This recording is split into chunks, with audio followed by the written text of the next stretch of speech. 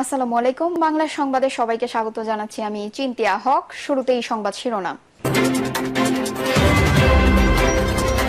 BNP ধরে নিয়েছে তারা আবার ক্ষমতায় গিয়ে অপকর্ম করবে, বলছেন ডক্টর তাহের। এদিকে সংস্কারের কথা সবার আগে আমরাই বলেছি, বলছেন মির্জা ফখরুল। জানাবো বিএনপির পাল্টাপাল্টি কর্মসূচি, সংঘর্ষ, আহত 14।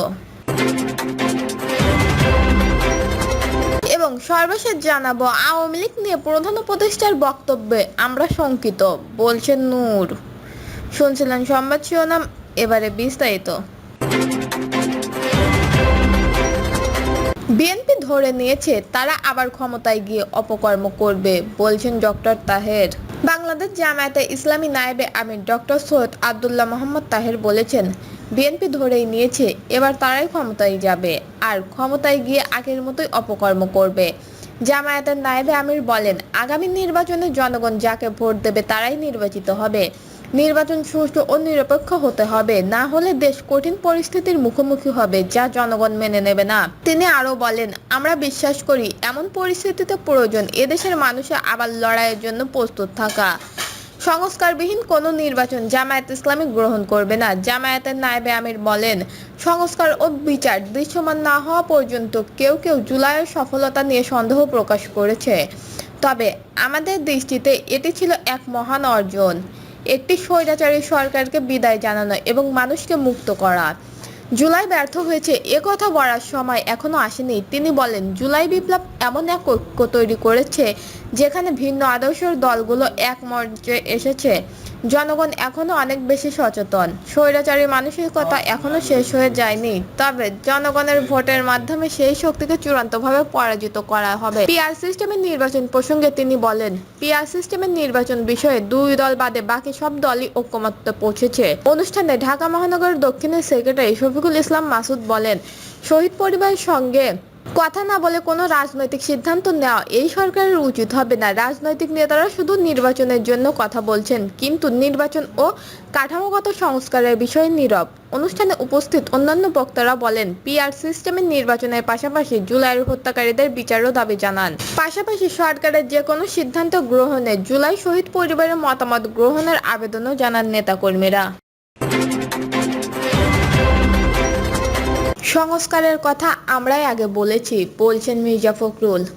বিএনপির মহাসচিব মির্জা ফখরুল ইসলাম আলমগীর বলেছেন, আমরা একসাথে যেসব দল দীর্ঘদিন আন্দোলন করেছি তাদেরকে নিয়ে সংস্কারের কথা সবার আগে আমরাই বলেছি। তিনি বলেন, আজকে সংস্কারের যে কথাগুলো আসছে সেই সব কথা 2016 সালে বেগম খালেদা জিয়া ভিশন 2026-এ বলেছিলেন। আমরা তখন সেই সব রাজনৈতিক দল একসাথে আন্দোলন করেছিলাম, তারা সবাই মিলে 2022 সালে 27 দফা দিয়েছিলাম, যার পরবর্তীতে 31 দফাতে রূপান্তরিত হয়েছে। সুতরাং সংস্কারের কথা তো সবার আগে আমরাই বলেছি। বিএনপির বিরুদ্ধে অপপ্রচার চলছে জানিয়ে তিনি বলেন, এখন অত্যন্ত সুচতুরভাবে একটি প্রোপাগান্ডা চালানো হচ্ছে। বিএনপি নাকি সংস্কার মানছে না, এই জন্য সংস্কার হচ্ছে না। মিডিয়ার ক্যাম্পেইন হচ্ছে, সোশ্যাল মিডিয়ায় ক্যাম্পেইন হচ্ছে যে বিএনপি সংস্কার মানছে না। আমি তাদের অত্যন্ত আন্তরিকভাবে বলতে চাই, দয়া করে আমাদের দফাগুলো একটু ভালো করে দেখেন।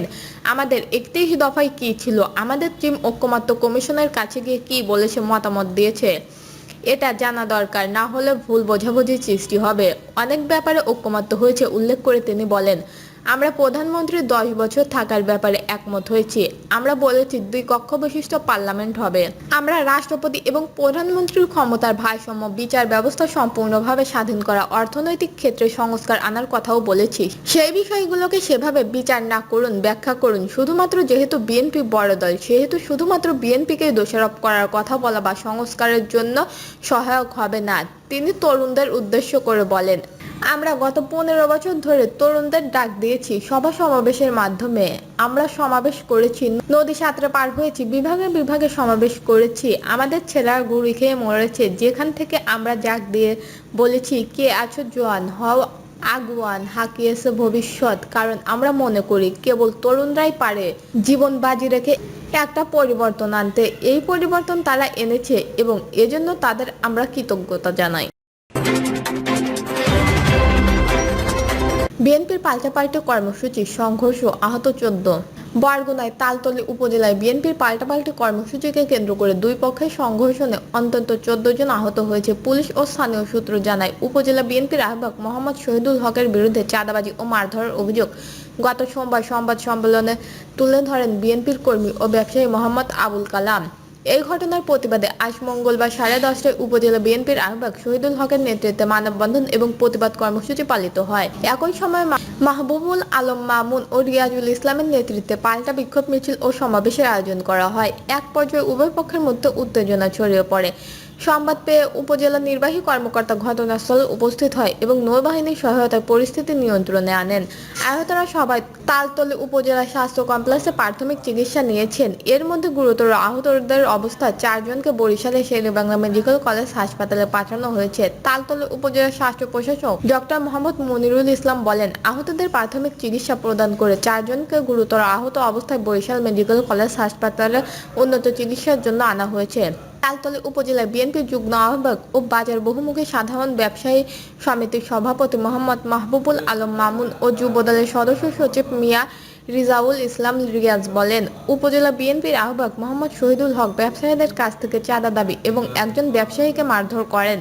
এই ঘটনায় ব্যবসায়ীদের পক্ষ থেকে বিক্ষোভ ও প্রতিবাদ কর্মসূচি অনুষ্ঠিত হয়। আমরা উপজেলা বিএনপি ও অঙ্গ সংগঠনের নেতাকর্মীদের ব্যবসায়ীদের পক্ষে একান্ত প্রকাশ করি। এই কর্মসূচি চলাকালীন শহীদুল হক ও সমর্থকরা ব্যবসায়ীদের ওপর হামলা করে ব্যবসায়ী ও বিএনপির নেতাকর্মীদের আহত করে। অভিযোগ অস্বীকার করে উপজেলা বিএনপির আহ্বায়ক মোহাম্মদ শহীদুল হক বলেন, আমার বিরুদ্ধে অপপ্রচার প্রতিবাদে মানববন্ধন চলছিল। এই সময় উপজেলা বিএনপির যুগ্ম আহ্বায়ক মাহবুবুল আলম মামুন ও যুবদলের সদস্য সচিব মিয়া রিজাউল ইসলাম রিয়াজের নেতৃত্বে আমার সমর্থকদের ওপর হামলা চালানো হয়। উপজেলা নির্বাহী কর্মকর্তা উম্মে সালমা বলেন, বিএনপির দুই গ্রুপের সংঘর্ষণের খবর পেয়ে নৌবাহিনীর সহায়তায় পরিস্থিতি স্বাভাবিক করা হয়।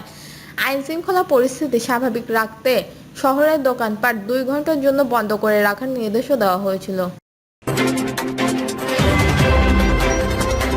আওয়ামী লীগ নিয়ে প্রধান উপদেষ্টার বক্তব্যে আমরা শঙ্কিত, বলছেন নূর। গণ অধিকার পরিষদের সভাপতি নুরুল হক নূর বলেছেন, সম্প্রতি বিদেশি গণমাধ্যমকে দেওয়া সাক্ষাৎকারে আওয়ামী লীগকে নিয়ে প্রধান উপদেষ্টার বক্তব্যে আমরা শঙ্কিত। ফ্যাসিস্ট সরকার গণহত্যার বিচার বিষয়ে আমরা কোনো অগ্রগতি দেখছি না। নূর বলেন, আওয়ামী লীগ নিষিদ্ধ নয়, সামরিক স্থগিত করা হয়েছে। সম্প্রতি বিদেশি গণমাধ্যমকে দেওয়া এক প্রতিবেদনে প্রধান উপদেষ্টা এই কথা বলেন, যা আমাদের আতঙ্কিত করেছে। রাষ্ট্র সংস্কারের জন্য প্রয়োজনীয় জুলাই সনদ অবিলম্বে ঘোষণার দাবিও জানান তিনি। এই সময় তিনি উপদেষ্টা পরিষদ পুনর্গঠনের দাবিও জানান। সুনির্দিষ্ট আইনের আলোকে সাংবিধানিক সংস্কার প্রয়োজনীয়তা তুলে ধরে নুরুল হক নূর বলেন, শুধু পুরনোদের কথায় কোনো সিদ্ধান্ত ঐকমত্য কমিশন নিতে পারে না। তরুণরা এটা মানবে না। রাষ্ট্র গঠনে জনগণের মতামত নিতে হবে। দর্শক, এই ছিল এখনকার সর্বশেষ নিউজটি ভালো লাগলে একটি লাইক দিন, কমেন্টে আপনার মতামত জানান এবং আমাদের পাশে থাকার জন্য বেল বাটনটি অন করে রাখুন। ধন্যবাদ।